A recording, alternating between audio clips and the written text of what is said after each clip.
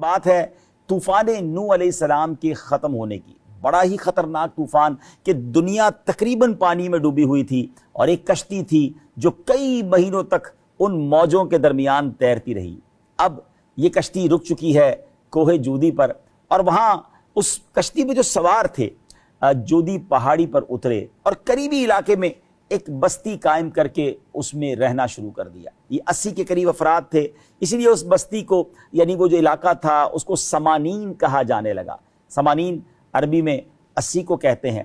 اب یہاں حضرت نوح علیہ السلام کی اولاد کا سلسلہ بڑھنا شروع ہوا۔ اللہ نے اتنی برکت دی کہ اس نسل میں اضافہ ہوتا چلا گیا، اور جب ان کی تعداد بڑھی تو یہ قوم مختلف قوموں اور قبیلوں میں تقسیم ہو کر دور دراز علاقوں میں پھیل گئی۔ یاد رہے، اسی لیے حضرت نوح علیہ السلام کو آدم ثانی بھی کہا جاتا ہے۔ ان میں سے ایک قبیلہ جو تھا وہ جنوب کی جانب متوجہ ہوا اور جزیرہ عرب کے جنوبی طرف یمن کے ریتیلے ٹیلوں میں احقاف کے علاقے میں قیام پذیر ہو گیا۔ یہ قبیلہ اپنے والد عاد یا بادشاہ عاد کی نسبت سے قوم عاد کے نام سے معروف ہوا۔ الحمدللہ رب العالمین والصلاة والسلام علی خاتم النبیین، اما بعد فاعوذ باللہ من الشیطان الرجیم، بسم اللہ الرحمن الرحیم۔ السلام علیکم ورحمۃ اللہ وبرکاتہ۔ ناظرین، ایک بار پھر پروگرام بات ہے پچھلے زمانے کی، ایک ایسا پروگرام جس میں پچھلی قوموں کے حالات، پچھلے زمانے کے واقعات، قرآنی واقعات، سبق آموز حیرت انگیز واقعات ہم بیان کرتے ہیں اور اس سے کچھ لیسن لینے کی کوشش کرتے ہیں۔ بات کرنی ہے قوم عاد کی، جس کا ذکر قرآن میں بھی موجود ہے۔ اللہ تعالیٰ نے قوم عاد کو سلطنت دی، بدنی قوت کمال کی عطا فرمائی، چنانچہ شداد ابن عاد جیسا بڑا بادشاہ بھی انہی میں سے ہوا۔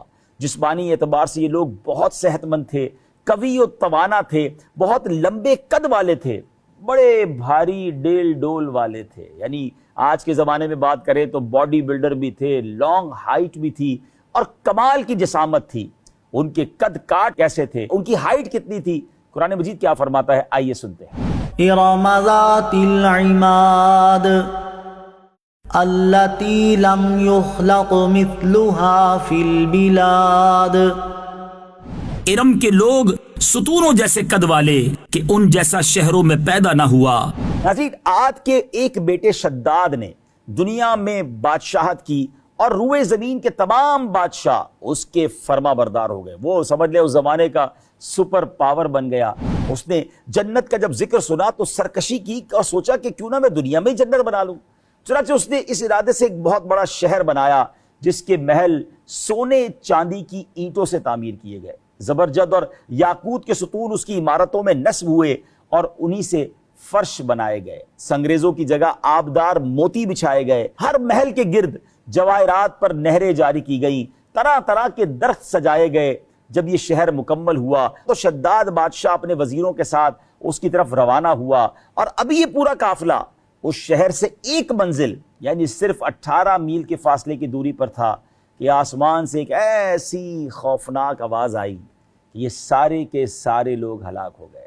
ناظرین، وہ دنیا میں جنت بنانے والا، وہ دنیا پر حکومت کرنے والا، وہ اس زمانے کا سپر پاور، اللہ کی نافرمانی کرنے والا سمجھ رہا تھا کہ میں ہی سب کچھ ہوں، میں دنیا میں ہی جنت بنا لوں گا۔ دنیا کی شاندار عمارتیں تو بنا لی، مگر ایک دن، جی ہاں ایک رات بھی اس میں رہنا نصیب نہ ہوا، بلکہ اس شہر میں وہ قدم بھی نہ رکھ سکا۔ اور یہی اللہ کریم کی قدرت کا نظارہ ہے کہ رب جب چاہے ظالموں کو اپنے انجام پر پہنچا دیتا ہے۔ نعمتوں کی بہتات کے سبب قوم عاد بھی جو ہے وہ بڑی خوشحالی اور آرام دہ زندگی بسر کر رہی تھی، لیکن ان کے دل میں کفر و شرک، فسق و فجور کی وبا پھیلی ہوئی تھی۔ چنانچہ یہ لوگ توحید الہی، عبادت خدا بندی اور اطاعت رسول چھوڑ کر مختلف ناموں سے موسوم اپنے ہی تراشیدہ، اپنے ہی ہاتھوں سے بنائے ہوئے بتوں کی پوجا میں مشغول تھے۔ اس کے علاوہ یہ سرے راہ چھوٹی چھوٹی عمارتیں بناتے، راستے میں بیٹھتے، چلنے والوں سے چھیڑ خانی کرتے، مذاق مسخری کرتے، زندگی کی موج مستیوں سے لطف اندوز ہو رہے تھے۔ بڑے بڑے محل تعمیر کیے۔ ان کے طرز عمل سے یہ لگتا تھا کہ کبھی مرنا نہیں ہے بلکہ ہمیشہ رہنا ہے۔ قوم عاد نے حضرت ہود علیہ الصلوۃ والسلام کی دعوت قبول کرنے سے انکار کر دیا۔ حضرت ہود وہی ہیں اللہ کے نبی جنہوں نے اللہ کی طرف بلایا، توبہ کرنے کی طرف بلایا، اللہ کی فرما برداری کی بات کی، مگر بعض اوقات جب بہت فراوانی ہو، نعمتیں ہی نعمتیں ہوں اور انسان اس میں مست ہو جائے، دنیا میں غرق ہو جائے، تو پھر وہ سرکش ہو جاتا ہے۔ اب اللہ کریم نے اس قوم کو کیا سزا دی کہ 3 سال تک وہاں بارش روک دی گئی، شدید قحط پڑ گیا، مزید یہ کہ ان کی عورتوں کو بانجھ کر دیا گیا، وہاں پھر اولاد نہ ہوتی تھی۔ جب اس صورتحال سے یہ لوگ بہت پریشان ہوئے تو حضرت ہود علیہ السلام نے ان سے فرمایا اگر تم اللہ تعالیٰ پر ایمان لاؤ، میری رسالت کی تصدیق کرو، بارگاہ الہی میں اپنے گناہوں سے سچی توبہ کرو اور اسی سے مغفرت و نجات طلب کرو، تو اس کی برکت سے وہ تم پر موسلا دھار بارش بھیج کر تمہاری زمینوں کو پھر سرسبز و شاداب کر دے گا، تمہاری قوت میں اضافہ فرمائے گا، تمہیں اولاد بھی عطا فرمائے گا، اور اگر تم نے ایسا نہ کیا تو تم ہلاک و برباد کر دیے جاؤ گے۔ لہٰذا میری نصیحت مان لو اور ان تمام باتوں سے منہ پھیر کر اپنے جرموں پر قائم نہ رہو۔ یہی بات قرآن مجید نے کس طرح بیان فرمائی، آئیے سنتے ہیں۔ وَيَا قَوْمِ اسْتَغْفِرُوا رَبَّكُمْ ثُمَّ تُوبُوا إِلَيْهِ يُرْسِلِ السَّمَاءَ عَلَيْكُمْ مِدْرَارًا وَيَزِدْكُمْ قُوَّةً إِلَىٰ قُوَّتِكُمْ وَلَا تَتَوَلَّوْا مُجْرِمِينَ۔ اور اے میری قوم، تم اپنے رب سے معافی مانگو، پھر اس کی بارگاہ میں توبہ کرو تو وہ تم پر موسلا دھار بارش بھیجے گا اور تمہاری قوت کے ساتھ مزید قوت زیادہ کرے گا، اور تم مجرم بن کر منہ نہ پھیرو۔ حضرت ہود علیہ السلام نے قوم کو تنبیہ کرتے ہوئے فرمایا میں نے اللہ تعالیٰ کا دیا ہوا پیغام تم تک پہنچا دیا ہے، اب اگر تم نے ایمان لانے سے اعراض کیا، احکام الہی کو قبول نہ کیا، تو یاد رکھو اللہ تعالیٰ تمہیں ہلاک کر کے تمہاری جگہ ایسے لوگوں کو ان شہروں اور ان اموال کا مالک بنا دے گا جو اس کی وحدانیت کا اقرار اور صرف اسی کی عبادت کرنے والے ہوں گے۔ تم خدا عز و جل کا کچھ بھی نہ بگاڑ سکو گے، نیز تم میں سے کسی کا کوئی قول یا فعل میرے رب عز و جل سے چھپا ہوا نہیں ہے، لہٰذا تمہارے برے اعمال پر وہ تمہیں سزا دے گا اور تمہارے شر سے میری حفاظت فرمائے گا، کیونکہ وہ ہر چیز پر نگہبان ہے۔ حضرت ہود علیہ السلام کی تمام تر کوششوں کے باوجود قوم کے چند افراد ہی آپ پر ایمان لائے اور باقی کفر و شرک اور گناہوں کے دلدل میں پھنسے رہے۔ جب ان سے ایمان کی کوئی امید باقی نہ رہی، قبول حق کی بجائے وہ سرکشی پر اتر آئے، تو آپ علیہ الصلوۃ والسلام نے اب ان کے خلاف دعا کی، اللہ کی بارگاہ میں عرض کی۔ ترجمہ کیا ہے قرآن پاک کی اس آیت کا؟ اے میرے رب میری مدد فرما، کیونکہ انہوں نے مجھے جھٹلایا ہے۔ اللہ نے فرمایا تھوڑی دیر میں یہ پچھتانے والے ہو جائیں گے، اور اللہ تعالیٰ نے دعا قبول کر کے کفار کے عبرتناک انجام کی خبر دے دی۔ ناظرین، پیارے آقا علیہ الصلوۃ والسلام نے ایک بار صحابہ کرام کے سامنے قوم عاد کا واقعہ کس طرح بیان کیا۔ آپ فرماتے ہیں جب قوم عاد میں قحط سالی نمودار ہوئی تو انہوں نے قیل نامی ایک شخص کو بطور قاصد بیت اللہ شریف میں دعا کے لیے بھیجا۔ مکہ مکرمہ کے قریب بکر بن معاویہ کے یہاں یہ شخص ٹھہرا، بکر نے اسے شراب پلائی اور اس کی 2 باندیوں نے کیل کے سامنے گانا گایا۔ پھر کیل پہاڑوں کی طرف نکلا اور وہاں جا کر دعا کی، اے اللہ میں کسی بیمار کی دوا یا کسی قیدی کے فدیے کے لیے نہیں آیا، بس تو اپنے بندے اور اس کی قوم کو بارش کا وہ پانی پلا دے جو تو اسے پلایا کرتا تھا، اس کے ساتھ بکر بن معاویہ کو بھی پلا دے۔ کیل نے اپنی دعا میں بکر بن معاویہ کو شراب پلانے کا شکریہ ادا کرنے کے لیے شامل کیا تھا۔ کچھ ہی دیر میں اس کے سر پر چند بادل نمودار ہوئے، اس سے کہا گیا ان میں سے کوئی بادل چن لو۔ کیل نے ایک سخت سیاہ بادل چن لیا تو اس سے کہا گیا تو جلی ہوئی راکھ لے لے جو قوم عاد میں سے کسی کو بھی نہ چھوڑے گی۔ اللہ اکبر۔ اس کے بعد کیا ہوا ناظرین؟ اللہ تعالیٰ نے وہ سیاہ بادل قوم عاد کی وادیوں کی جانب چلا دیا، جسے دیکھ کر وہ لوگ بڑے خوش ہوئے، وہ سمجھے اب بارش آنے والی ہے، سیاہ بادل آ گیا ہے۔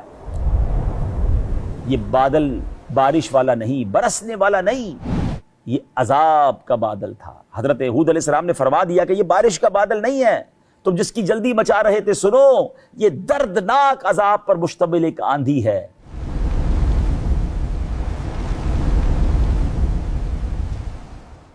قرآن پاک میں فرمایا گیا، جس کا ترجمہ ہے پھر جب انہوں نے اسے یعنی عذاب کو بادل کی صورت میں پھیلا ہوا اپنی وادیوں کی طرف آتا ہوا دیکھا تو کہنے لگے یہ ہمیں بارش دینے والا بادل ہے۔ کہا گیا نہیں، بلکہ یہ تو وہ ہے جس کی تم نے جلدی مچائی تھی، یہ ایک آندھی ہے جس میں دردناک عذاب ہے۔ قوم نے آپ علیہ السلام کی تنبیہ کو سنا انسنا کر کے اپنی توجہ بادل کی طرف رکھی، وہ انجوائے کر رہے تھے، وہ خوشیاں منا رہے تھے کہ بس اب بارش آنے والی ہے۔ اللہ اکبر، جب بادل قریب آئے ناظرین تو قوم عاد نے ایک ہولناک آواز سنی، پھر تند و تیز، نہایت سرد، خشک، خیر و برکت سے خالی اور سخت سناٹے دار آندھی چلی، جس کی شدت کا حال یہ تھا کہ لوگوں کو زمین سے یوں اکھیڑ دیتی تھی گویا وہ اکھڑی ہوئی کھجوروں کے سوکھے تنے ہوں، پھر انہیں سر کے بل زمین پر اس طرح دے مارتی کہ ان کے سر پاش پاش ہو جاتے۔ اس ہولناک طوفان کی لپیٹ میں جو چیز آتی وہ تباہی و بربادی کا عبرتناک نشان بن کر رہ جاتی۔ یہ آندھی 7 راتیں اور 8 دن تک لگاتار چلتی رہی، اور جب ختم ہوئی تو قوم عاد کے خالی مکان ہی نظر آ رہے تھے، جبکہ تمام کفار نیست و نابود ہو کر فنا کے گھاٹ اتر چکے تھے۔ ناظرین، یہ تھا قوم عاد کا انجام، یہ تھا ان کی سرکشی کا انجام۔ دیکھیں نا، بادل سے تو نارملی بارش آتی ہے، مگر میرا رب چاہے تو وہی بادل عذاب برسا سکتے ہیں۔ نارملی ہم بارش کو انجوائے کرتے ہیں، مگر ہم نے دیکھا ہے کبھی کبھی وہی بارش پورے شہروں کو بہا کر لے جاتی ہے، سیلاب اور طوفان کی شکل اختیار کر لیتی ہے۔ تو ہمیں اللہ کی نافرمانی سے بچنا چاہیے۔ یہ قوموں کی نافرمانیاں، ان کی سرکشی، ان کی ناشکری ہم سب کے لیے میسج ہے۔ اگر ہمیں اللہ نے نوازا ہے، ہمیں اللہ نے عطا کیا، اور یقیناً بہت عطا کیا ہے، ہاں یہ نہ سوچیں کہ اللہ نے کچھ نہیں دیا۔ میں اور آپ، جی ہاں میں آپ سے بات کر رہا ہوں، ہم وہ لائف گزار رہے ہیں جس کی کروڑوں لوگ تمنا کر رہے ہیں۔ دیکھیں نا، آپ مجھے دیکھ رہے ہیں، آنکھ تو ہے نا، کئی لوگوں کے پاس تو بینائی نہیں ہے، آنکھ ہی نہیں ہے۔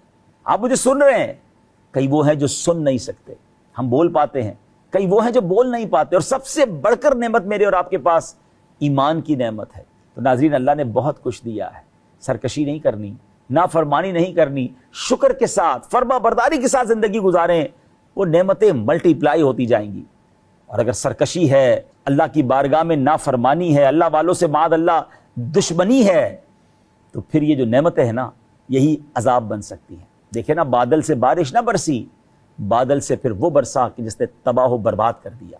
اللہ ہمیں ناگہانی آفتوں، آسمانی زمینی بلاؤں سے محفوظ فرمائے۔ سبق لیجئے، عمل کیجئے۔ اگلے پروگرام میں پھر ملاقات ہوگی۔ صلو علی الحبیب صلی اللہ تعالی علی محمد صلی اللہ علیہ وسلم۔